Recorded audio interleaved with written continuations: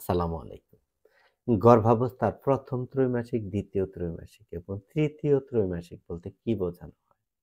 এবং কি ঘটনা ঘটে এই ১ম ত্রৈমাসিক, ২য় ত্রৈমাসিক এবং ৩য় ত্রৈমাসিকে? সে বিষয়ে আলোচনা করব।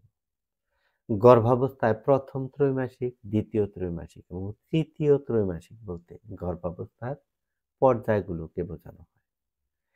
এই ৩ টি পর্যায়কে একত্রে ৯ মাস বা প্রায় ৪০ সপ্তাহ ধরা হয়। তাহলে কি ঘটনা ঘটে এই ৩ টি পর্যায়ে? ১ম ত্রৈমাসিক বা ফার্স্ট ট্রাইমেস্টার। গর্ভাবস্থার ১ম ১২ সপ্তাহকে ১ম ত্রৈমাসিক বলা হয়। এই সময়ে ভ্রূণের অঙ্গ-প্রত্যঙ্গ তৈরি হতে শুরু করে। মায়ের শরীরে হরমোনের পরিবর্তন হয়।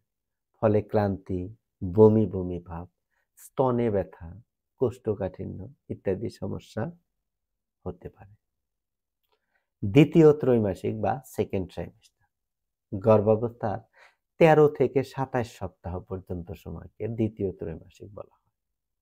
এই সময়ে ভ্রূণের বৃদ্ধি দ্রুত হয় এবং মায়ের শারীরিক সমস্যাগুলো কিছুটা কমে আসে। সাধারণত এই সময় মায়েদের বেশি ভালো লাগে। তবে এই সময় পেট বড় হতে থাকে এবং মায়ের ওজন বাড়তে থাকে। ৩য় ত্রৈমাসিক বা থার্ড ট্রাইমেস্টার। গর্ভাবস্থার ২৮ সপ্তাহ থেকে ৪০ সপ্তাহ পর্যন্ত সময়কে ৩য় ত্রৈমাসিক বলা হয়। এই সময়ে ভ্রূণের অঙ্গ-প্রত্যঙ্গ প্রায় সম্পূর্ণ তৈরি হয়ে যায় এবং শিশু আকারে বড় হতে থাকে। মায়ের পেটের আকার অনেক বড় হয়ে যায় এবং বিভিন্ন শারীরিক সমস্যা দেখা দিতে পারে। এই সময়ে মায়ের বিশ্রাম এবং সঠিক যত্নের প্রয়োজন।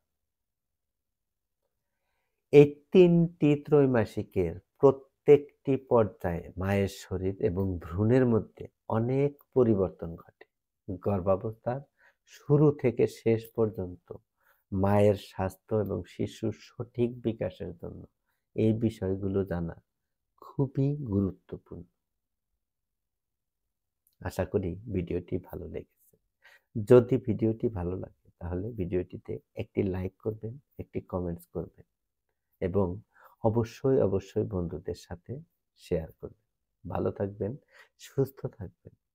সকলের সুস্থতা কামনা করে আজকের মতো এখানেই বিদায় নিচ্ছি। দেখা হবে পরবর্তী কোনো ভিডিওতে।